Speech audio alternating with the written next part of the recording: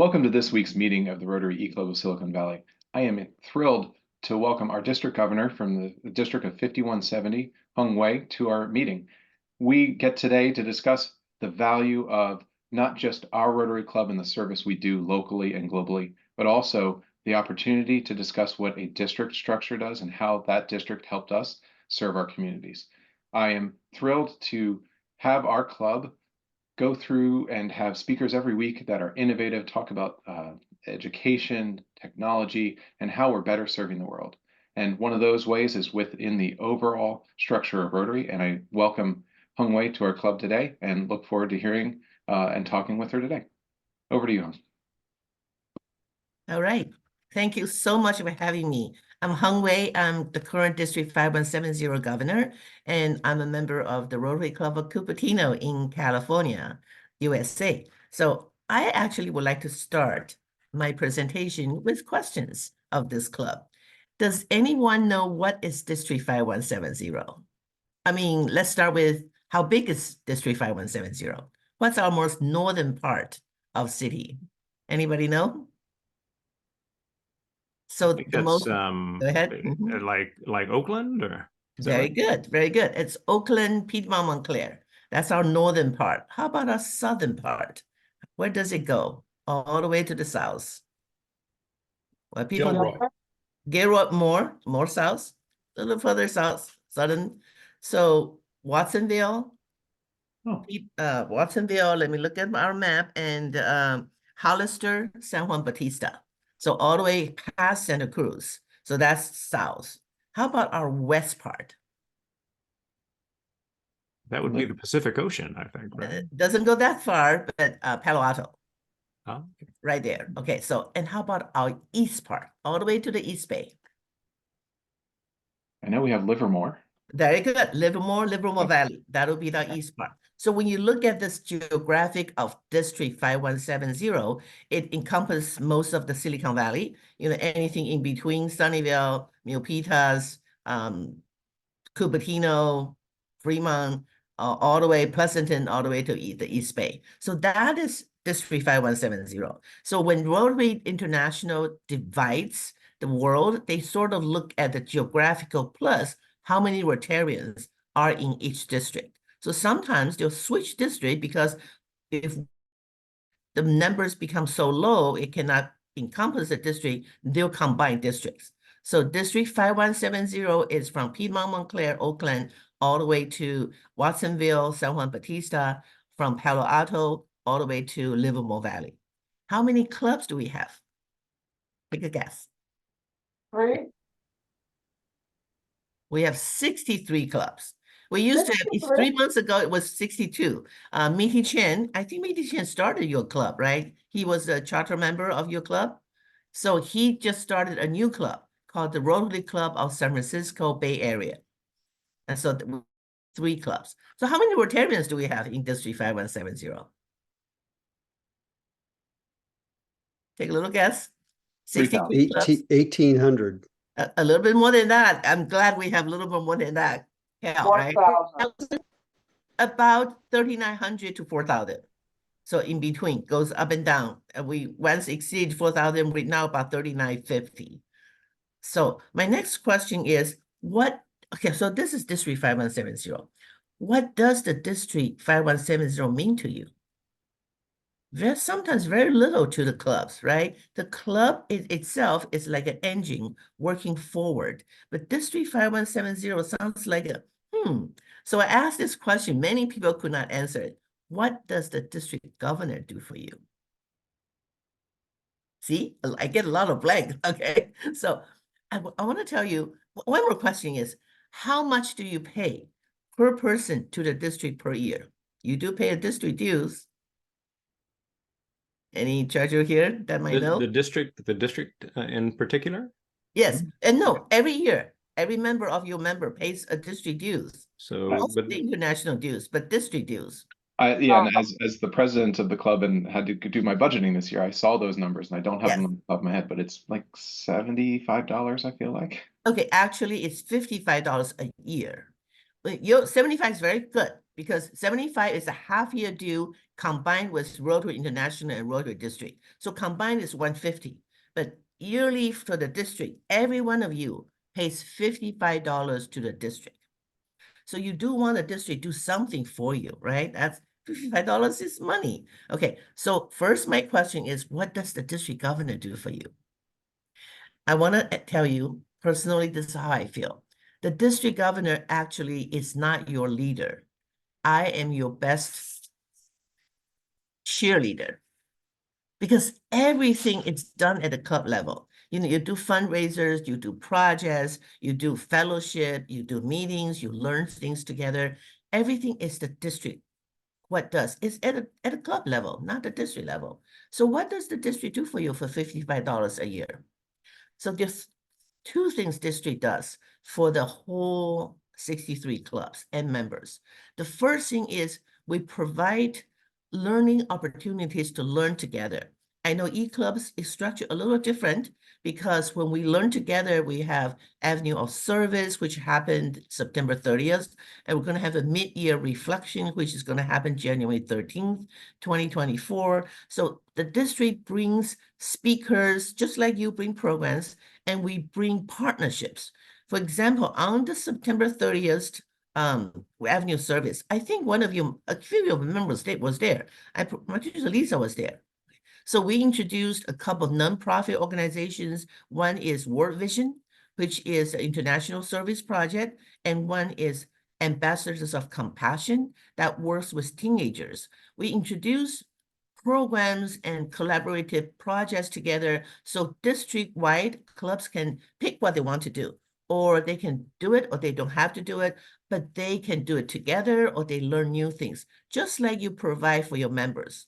Every month, you have, every meeting, you have a speaker that gives the members, enhance their knowledge, give them more, world views, things like that. So what a district does is provide learning opportunities and service project opportunities for clubs to either work together or work individually. So that is an invaluable thing for us to put district clubs together. I want to ask you another question. How big are clubs? Do you know? What's the biggest club that we have in District 5170? How many members in that one club? Oakland number 3 has around 450, I believe. Okay, so that's San Jose. San Jose Rotary has about that number. Oakland number 3 has a little bit over 300. Okay, so our biggest is San Jose Rotary, then Oakland number 3, then probably Cupertino, about 220 members. But how small can a club be? We have clubs with 9 members. Okay, so you can be a small club or you can be a big club.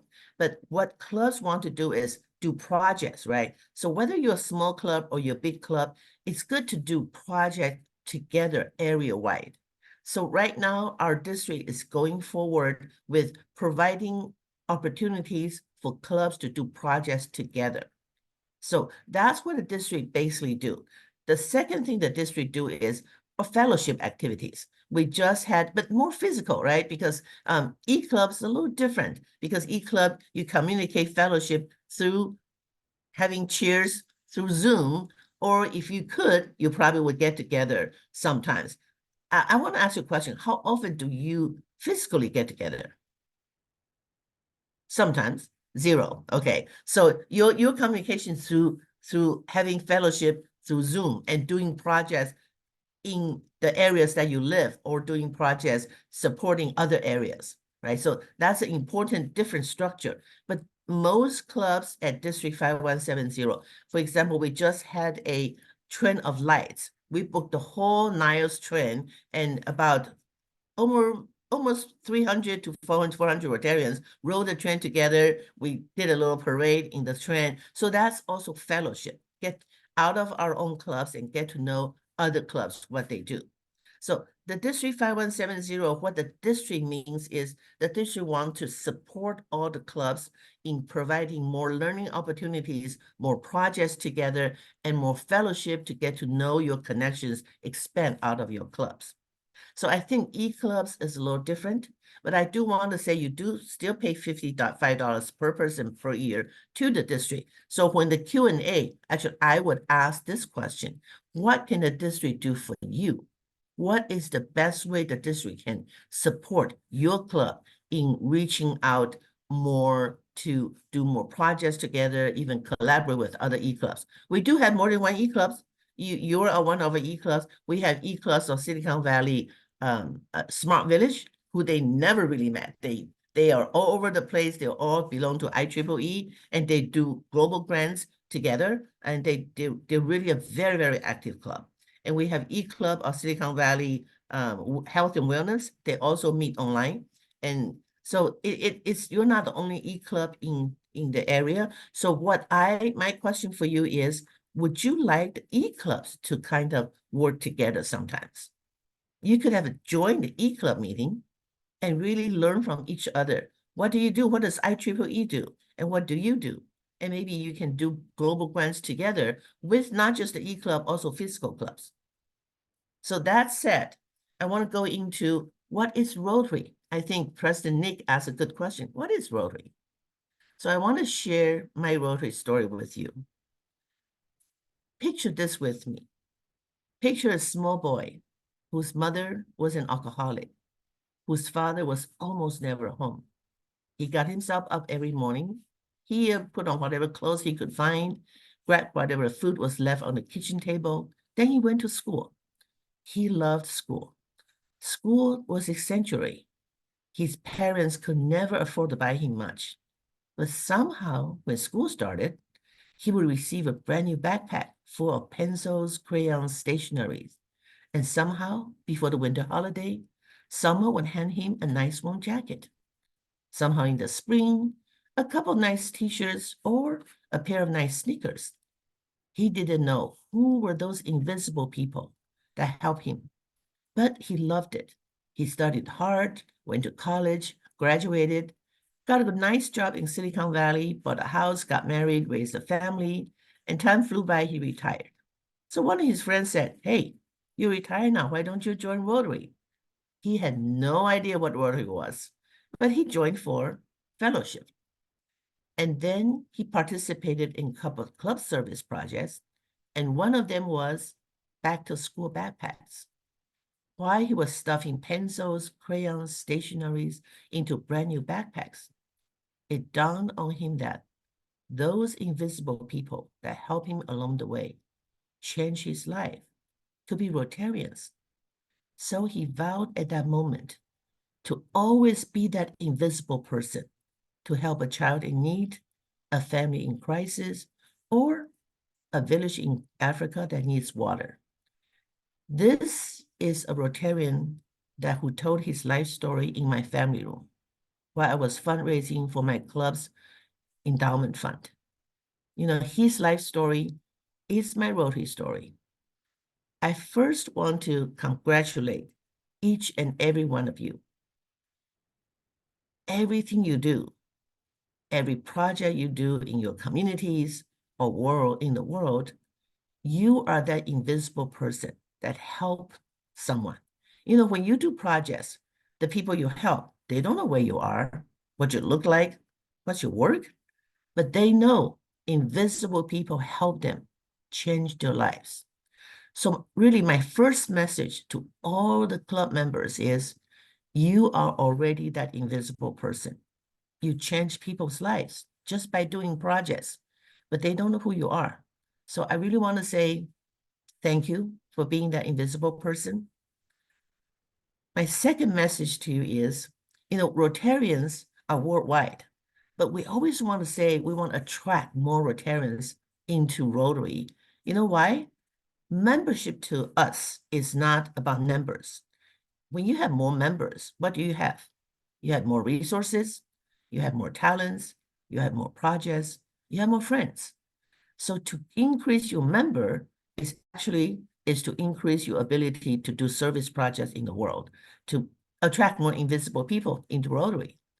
So my second message to you is, be a happy Rotarian, because only when you're happy that you can attract people to join your group. So always be a happy Rotarian. Do what you love to do. My third message is, I can see a lot of you are worldwide. You're mobile. You can move anywhere you want to. But no matter where you are, what you do, join a Rotary Club. I always say family and work come first. Rotary can wait. But just by joining a club, you are part of 1.4 million Rotarians that's doing good in the world. You're part of something bigger than you are.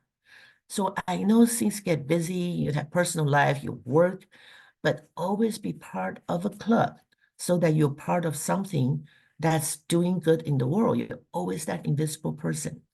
So usually, I told you we have 63 clubs, right? This is the 60th presentation that I made.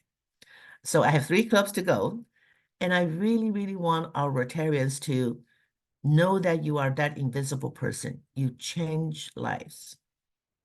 And be a happy Rotarian to attract more members so you have more resources, more talents, more projects, more friends. And also be a lifetime Rotarian. Always join a Rotary Club. Be part of that big engine that's bigger than you are. So at this moment, sometimes I want to share my personal life with you. I don't know how many do you know that I am a city council member with Cupertino, and I just got off my mayorship. We rotate, so 2 days ago we elected a new mayor, but I'm still membership. So I'm still a city council member. So people ask me when I was, mayor of Cupertino and District 5170 governor, they said, wow, how do you do that? So I want to share a little bit about how I did it. I'm still doing it because council and mayors about the same work. Mayors have a little more work. So this is how I want to share my personal perspective and my personal life with you a little bit. So I have 3 principles that I follow. I call them 3 secrets, but I don't think they're secrets anymore because this is a 60th club that I share my secrets. So the first thing is, I really just do one thing at a time. It doesn't matter how many things are after today. Here I'm with you. I'm doing a presentation with the Rotary Club of E-Club of Silicon Valley. My heart, my head, my mind, my time is with you. So I usually do one thing at a time. I'm not going to worry about, I have 30 emails from city council that I need to handle. So let's do one thing at a time. That's one of my secrets. The second is, I only do what I love to do. I love my city work. I love being a Rotarian. So sometimes when you receive, actually a lot of times, you'll receive an email from me at 3:30 a.m. California time. I'm not working. I'm doing something I love to do. So it's really something that I'm passionate about. So always do something you love to do. The third secret is very personal. I'm going to ask a question. How many people here love to cook? Raise your hand if you love to cook. There we go. President Nick and Mike love to cook. Cook away because you are doing something you love to do, right? I never cook. I don't do grocery shopping. I don't chop vegetables. I don't wash dishes. I literally never cook. I'll tell you how much I don't cook. One year, my refrigerator broke for 3 weeks. I didn't even miss it. So I don't cook. You know how much time that saved? So my boys are, I call them IPO'd, income producing offspring. They don't need me. They have their family. My husband lives in Taiwan. He comes home 3 or 4 times a year. So when he is in the US, I'm a happily married woman. But most of the times, I'm a happily married single woman. So if I'm not hungry, nobody in my house is hungry. So I really have all the time to do what I love to do. So that's sort of what's my life look like right now. I love my city work. I'm in the communities. I'm supporting a lot of nonprofits, and I love Rotary. And, doing Rotary work really is not work for me. So that aside, another question is, I'm going to get a sip of water. How many do you know who is our international president? There we go. I got to meet Gordon at my president-elect training. Very good. So Gordon McNally is our international president. One of his goals for Rotary really touches my heart is He has a lot of goals, maybe 3 or 4 major goals, but this one is very personal to me. He wants Rotary to be known as an organization that takes care of its members.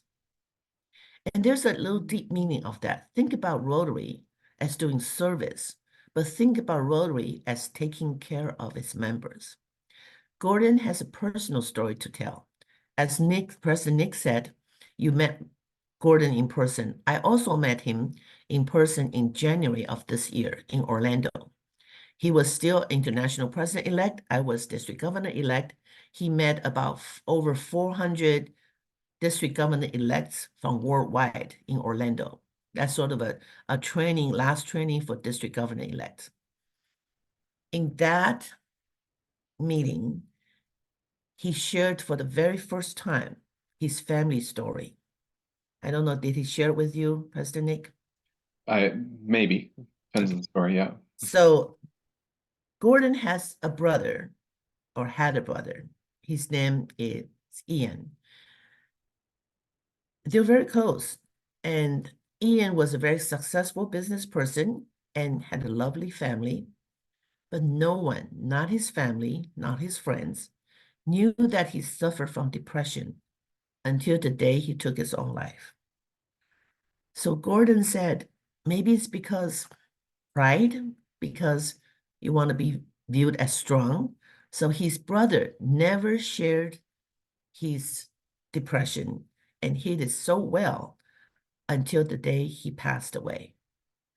So Gordon's message to us is, we have people around us, family, friends, Rotary members, who may be going through no crisis or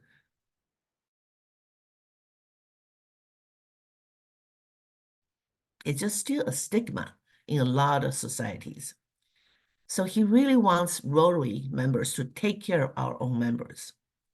When he shared that, he inspired me to share my own story. So I'm going to share my own story with you. You know, the most difficult question anyone can ask me in a social event is, how many kids do you have? It took me a while to come up with this answer. So my answer is, I have 2 boys now. Most people ignore the now, and they will go to, oh, where are you boys? What do they do? And by the time I have a 2-year-old lovely granddaughter now too. So I had a daughter. Her name was Diana. On January 9th, 2004, I took her to San Francisco Airport. She was a sophomore in college. She transferred herself from UCLA to New York University. And her words, Mom, I want to be with my soulmate. She met a man that summer and who lived in New York. So she was going to New York to be with her soulmate. So I took her to the airport January 9th, 2004. March 6th, 2004. She jumped off a tall building of that man's apartment. And so that was the last time I saw her was January 9th, 2004. She didn't last 2 months in New York. Apparently the soulmate didn't work out, but I'm not here to talk about relationships. I'm here to talk about my daughter, Diana, who was a 19-and-a-half-year-old teenager, and Gordon's brother, Ian, who was a 52-year-old matured man. Both of them fell into depression, and the only way they could see to end their pain was to leave the world. So it's not about age. It's not about could happen to anybody around us. That could be happening very fast, or it's a long-term. So a couple of months after my daughter passed away, I received a letter from New York. It was from one of her professors.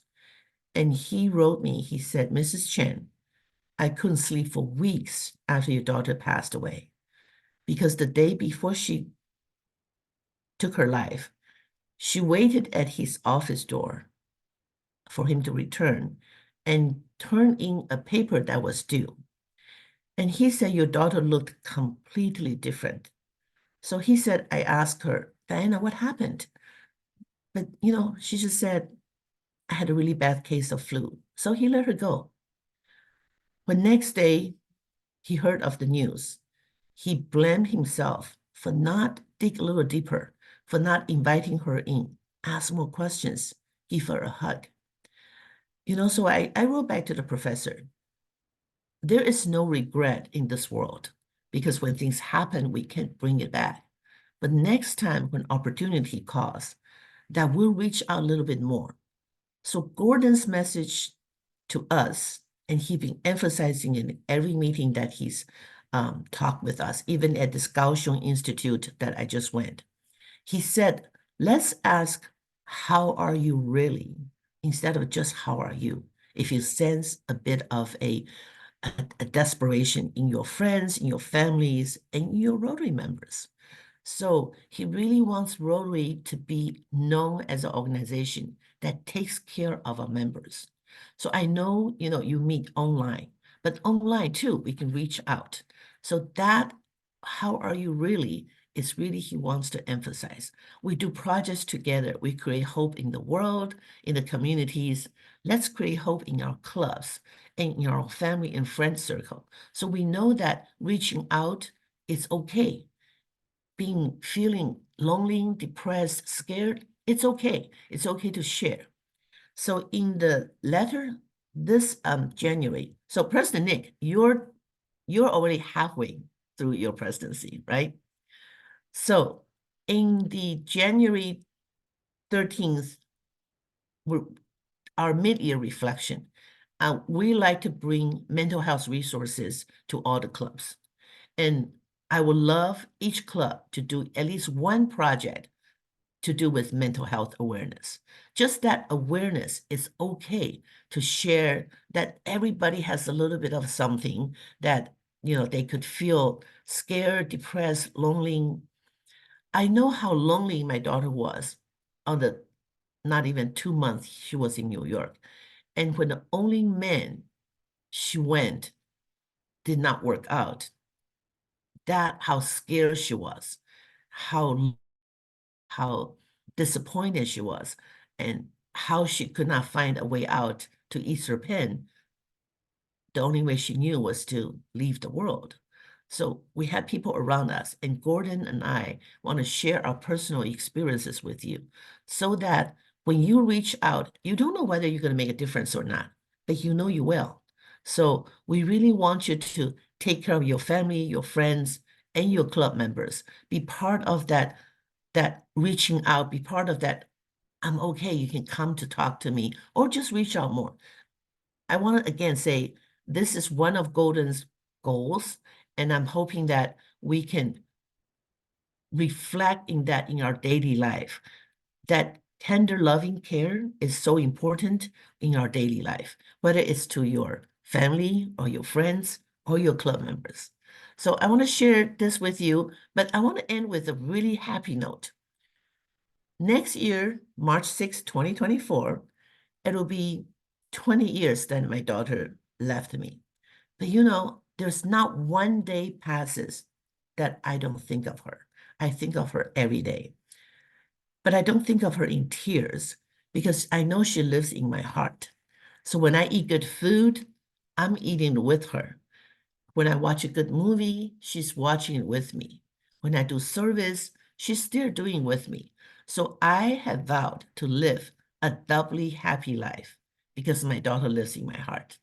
So my message I want to give to everyone is, if you ever lose a loved one, live a doubly, triply happy life. Because first, that's what they want you to do. Second, you're doing it with not just yourself, but you're carrying someone you love with you. So be happy and live a doubly happy life. That's what my advice to Gordon too. So when I was at Kaohsiung Institute last week, I made a 10-minute short speech, sort of wrap around what I just said. But before that, I asked Gordon's approval. I said, is it okay if I mention your brother? He said yes.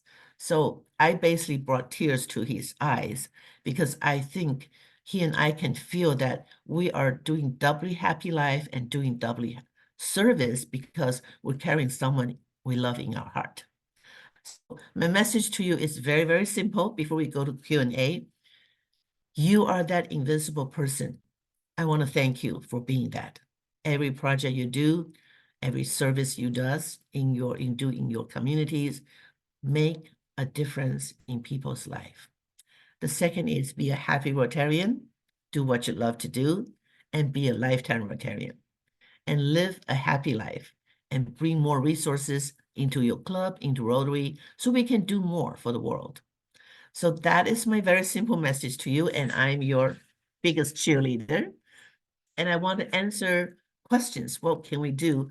You know, anything you want to ask me, or we can kind of exchange ideas.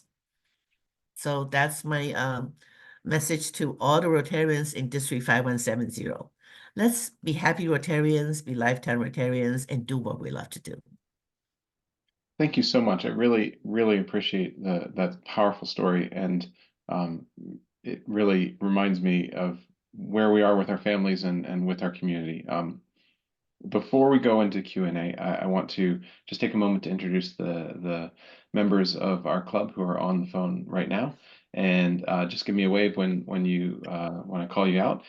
We have myself, Nick Lagarde, based out of the Vancouver area, and I have in the California area, I have Rushton, I have Mike, I have Lisa, and Mark, I think you're in the Southern California area, and then we've got Sandy also in the San Jose area. Cal representing the world, but today in Washington State. Thank you all for joining us. And if anybody has any questions, I'm happy to take them. I can definitely start off with, for me, I really first appreciate you sharing your story.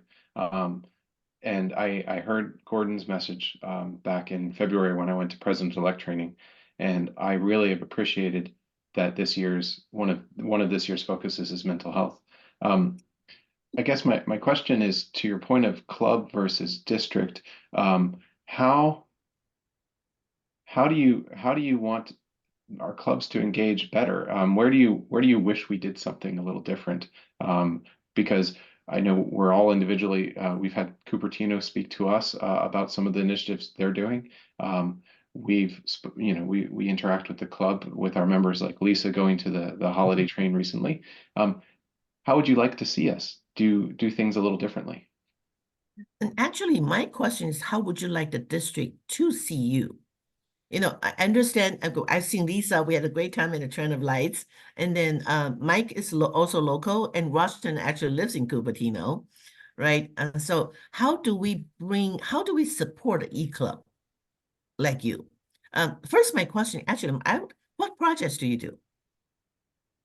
We have our biggest one is our global grant. It is in Soda, Ethiopia, founded from our current treasurer, Cecilia, where she was in Peace Corps. And right before COVID happened, and she found that while she couldn't go back with COVID, she wanted to make a difference. And I'll hand it over to, I know many of our other members have supported on this. So if you want to explain more, Rushton, about other activities we do. The global grant is obviously one of the bigger ones, and that's on the international scale. But we also do events locally, and I know, Rushton, you have one that you do each year. So one of the ways we work to have members of an online and asynchronous club work together for a project is in the various ways that we're involved with the fight against cancer. So Relay for Life that happens in Santa Clara in the spring every year is one that we invite every member to donate to share messages for, to get involved with in person. There's something for everybody.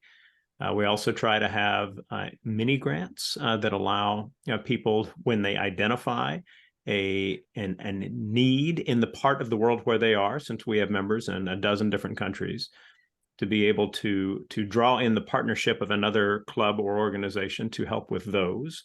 One of the ways that we like to think we serve the world is a way that many Rotarians might stop and go, wait, that's not service.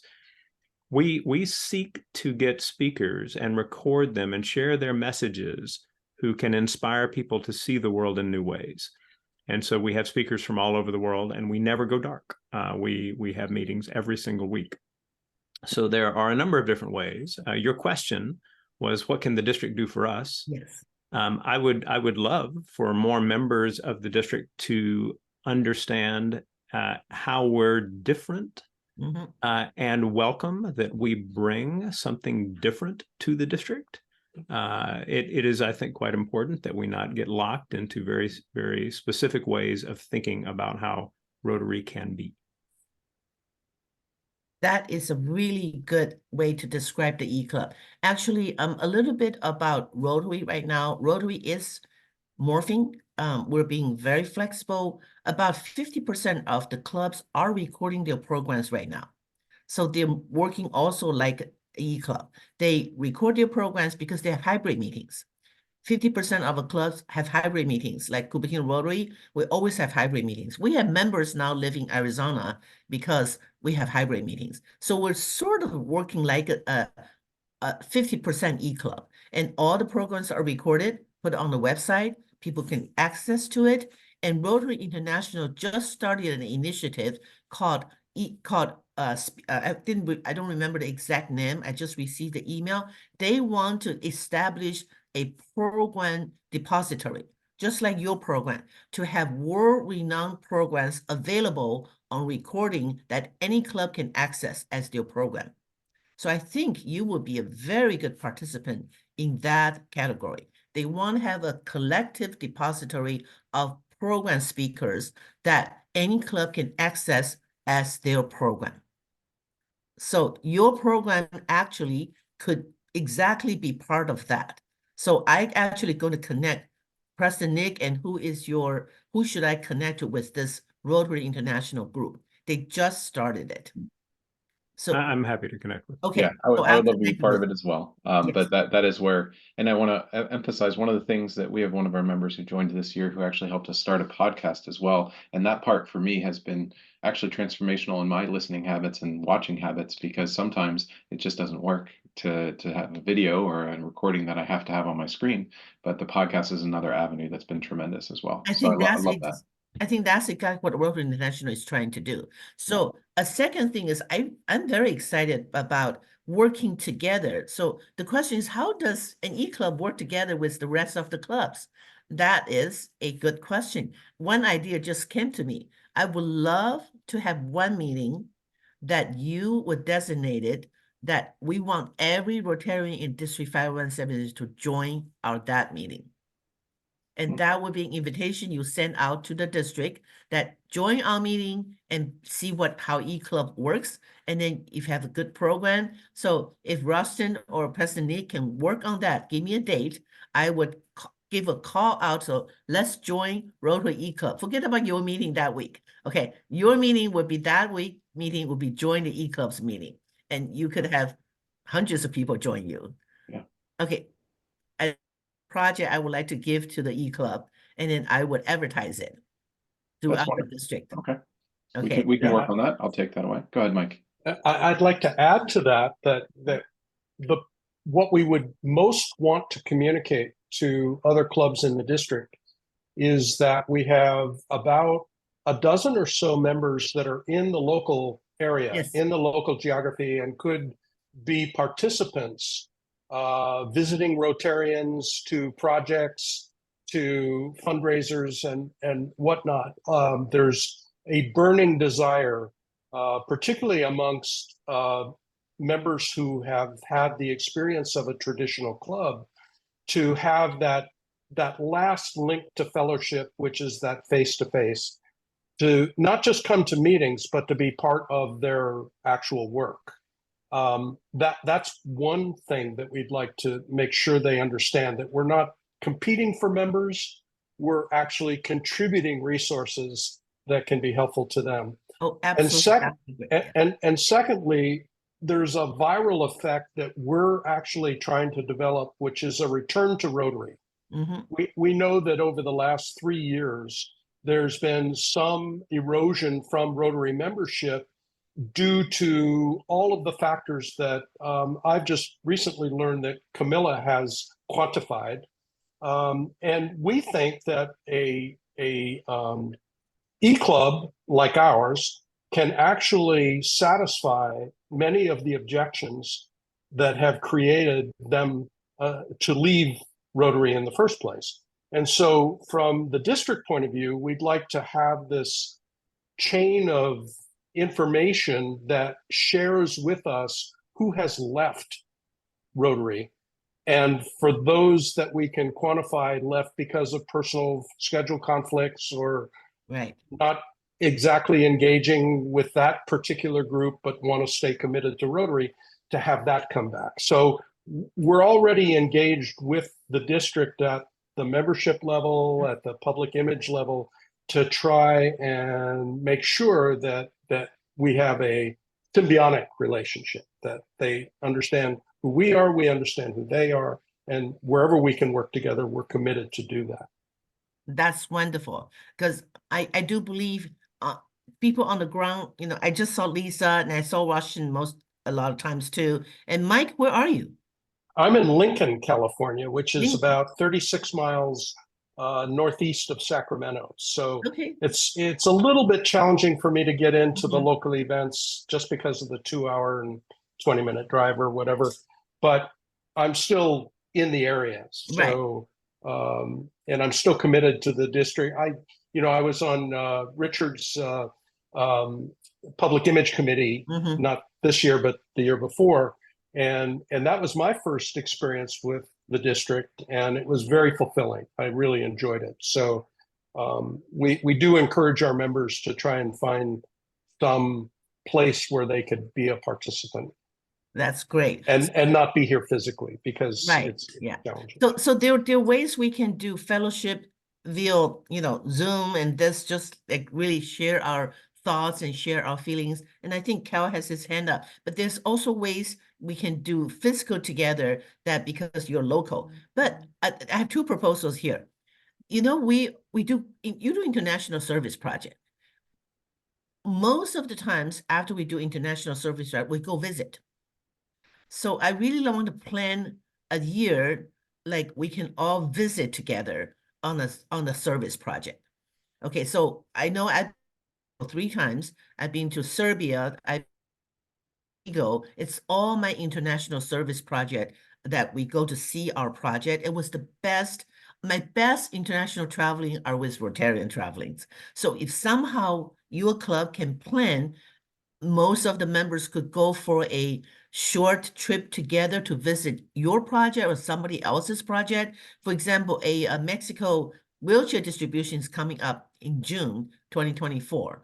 And that if we can sort of meet together, I think that would be a great goal for you to kind of work on, like a vacation together with Rotary, but going to see a project. You know, the best thing about going to Rotary project is you meet local Rotarians. They take you to places where tourists don't take you.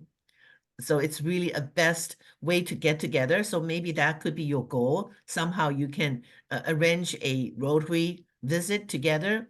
The second part I think of just right now is you're going to invite the district come to your meeting, but you can always another meeting in Zoom together. Say Rotary E-Club for Silicon Valley this week is going to go visit, say, Cupertino Rotary. We're all going to Zoom in. Okay, physically, Lisa could come, Rushton could come, but we're all going to Zoom in. We're coming in as a club to visit your club. I think that's really a fellowship opportunity, and I'm pretty sure whatever club you visit is going to highlight that and really be that club to club interaction. So that could be a way for you to meet Rotarians in Rotary clubs. Many, almost 50, more than 50%, we have Zoom ability right now. They do hybrid meetings all the time. So it's perfect for you, for Rotary E-Club to Zoom in at the same time as a group. So, you know, this is kind of a fellowship out of the box, right? So if you can give more fellowship ideas so we can integrate together and get to know each other, I think that would be a great way to really interact. You can even be a club's program, just to introduce what Rotary E-Club of Silicon Valley does and who we are. I love that idea. Cal, I'll go to you first, and then Lisa, I'll come to you second. Thank you. You mentioned that there is a club, maybe more than one club, that is only 9 members in the district. And to me, small clubs can be very powerful, but it also might be an indication of a club that's heading down the road to not being a club. And I'm wondering is the district looking at those clubs, trying to support them in some way? And are they making the support of those clubs, perhaps the merger of those clubs, something that other larger clubs can help with? You have a club that has 350 members that's close to a club that has 9 members.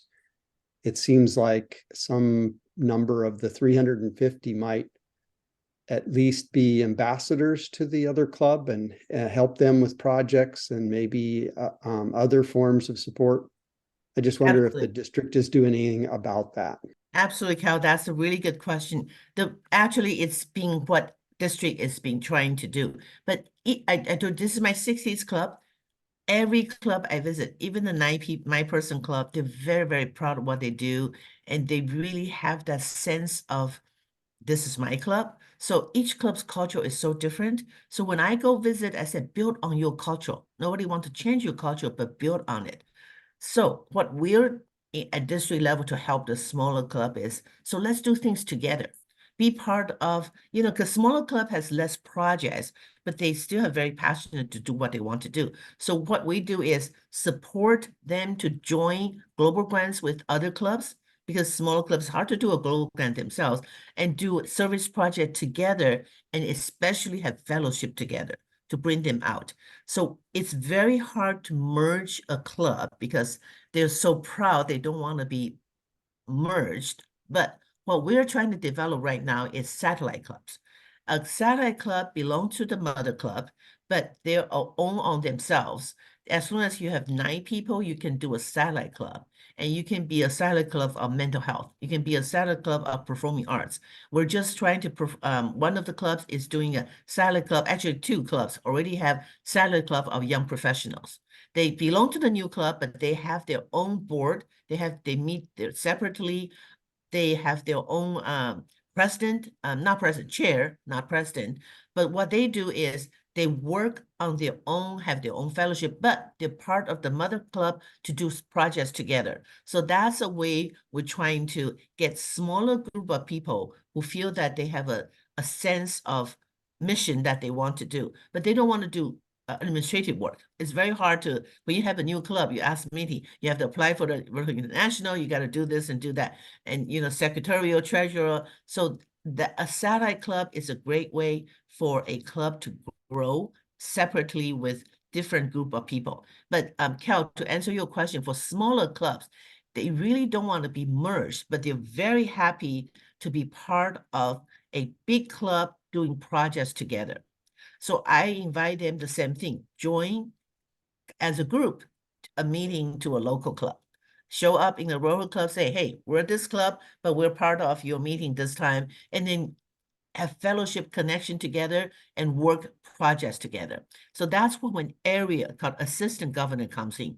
Assistant governor manages 3 or 4, the largest ones, 8 clubs together. They're geographically very close together. So their job is to ask all the presidents, what can the district support you, but also bring joint projects in the area. So area-wide, they can do things together. So Cal, that's a good question, but we really try not to say, we want you to merge into another club. But what message is, do project with other clubs and make friends with other clubs, make connections.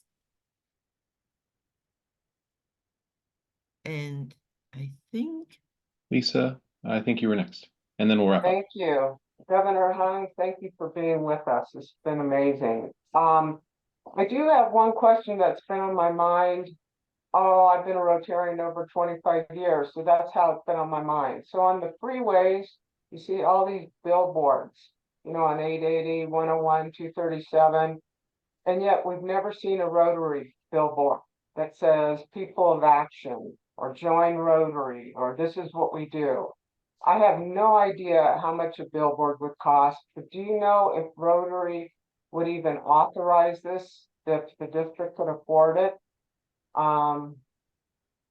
Lisa, write me an email because this has been talk about, so somehow Rotary has not been a fan of billboards, but I agree with you that physical, that physical presence is very important, right? So that's a public image. So we do have money for public image, but we mostly want the clubs to use it. So give me an email. So I will bring that to the district level and see what the district says. Okay, it might be worth the investment. So yeah, and that has come up a couple times. Okay, so that's a good idea. So whatever idea you have, bring it to, email me. I want to tell you another story. Do you know what our district's max the match project mean? If you do international project, you should know. So when we donate money to the Rotary Foundation, 3 years later, it comes back to us as DDF, right? District grant. Then we give it to the club, say, this is how much DDA you have, go do projects. But if you do a local project, it's called district grants, it doesn't get matched. So if every DDF is matched doing global grants, that's fine. But a lot of small clubs, they don't do district grants. They wrote global grants. They want to do service project in the district. So in their own area, communities, but their DDF is not matched. To me, that's a loss. So about, I want to say 7 or 8 years ago, I was driving with Orrin Mahoney. He was governor-elect at that time, from Cupertino to Fremont to attend a Rotary meeting.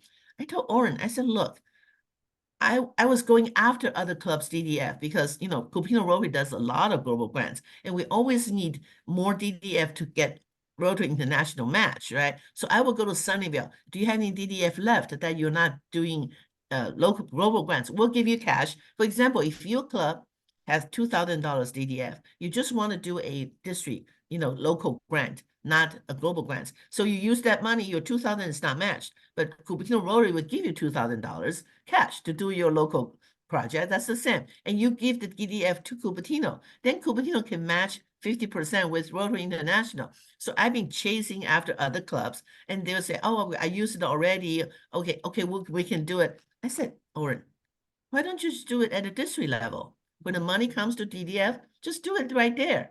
He said, well, that's a good idea. Then Orrin is a person of very fair. He said, well, is it fair to all concerned? The smaller clubs, 2,000 DDF, only get 2,000 cash. What's the benefit to that club to exchange to Cupertino Rotary? Well, Cupertino Rotary can get 50% match for your DDF. So this is what max the match comes in. He said, let's do this.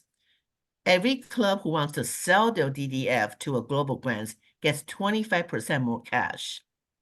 So say Cupertino get the $2,000 grants, but I have to pay $2,000 plus 25%. So their DDF is a little less, but they get 50% match from Rotary International. They're still way ahead. So max the match now in District 5170 on top at DDF, we do the swap right there. And then any club that does local projects will get 25% more cash from a club that buys their DDF. So that DDF gets matched in a global grants, still benefit global grants clubs. So we're very proud. District 5170 is the only probably or very few district in the world that every dollar DDF is matched as a global grants because we do it at the district level. So that's an idea in a card that happened. So like Lisa, your idea, send it to me because it could blossom into something really good.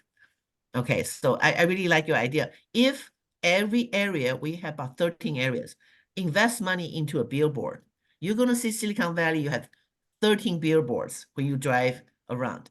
That's a lot of public image. So it's not one billboard we're looking at. When you give me that idea, it's about 10 billboards in Silicon Valley, right? So that takes district coordination. So bring your ideas to the district so we can invest it and make it bigger instead of just one club's action. So I really love your idea. The moment you said it, I'm thinking of 10 billboards. When I drive 101, 85, when I drive, I can see a billboard everywhere I go. So that's public image. I love it. I want to say thank you, District Governor Hung, for joining us today. And I want to wrap up the recording. And I actually have more questions. So I'm actually looking forward to the opportunity with this recording that if you ever join us live, you get the opportunity to talk with our speakers after we stop the recording. And if you are a visiting member and you make sure you mark your attendance because we love to hear from you. We also have a discuss section at the bottom. We love to talk. And if you ask questions, then we'll make sure that District Governor Hung also gets those questions and we can have a further conversation. I love that part about this is not just a one-time thing. This is an ongoing conversation, and I look forward to having further of those. As with all of our meetings, I'd like to hand the last word over to our speaker, District Governor Hung. Thank you for your time, and the floor is yours. I really want to thank, for you to share my stories, for your time. And I really believe that Rotarians, Rotary connects the world. It is so true. You live in different world, and I just went to Kaohsiung and met so many Rotarians. I always say, if people are listening who are not Rotarians, it's okay to not join Rotary, but join something bigger than you are. Join a Lions Club, join a church, join an Optimists Club, but always do something that's bigger than yourself. But Rotary International is a very reputable nonprofit in the world. And if you are looking for joining something bigger than you are, Rotary is really a good choice. But again, Rotary work happens at club levels. There will not be a district, there will not be Rotary International if we don't have members in clubs that are doing service in your communities and also doing global grants. So we want to value each Rotarian. I want to emphasize, when you do projects, people don't know who you are. You're that invisible person, but every project you do in your community or in the world makes a difference in someone's life. So thank you for being Rotarians. Thank you so much. Have a great week.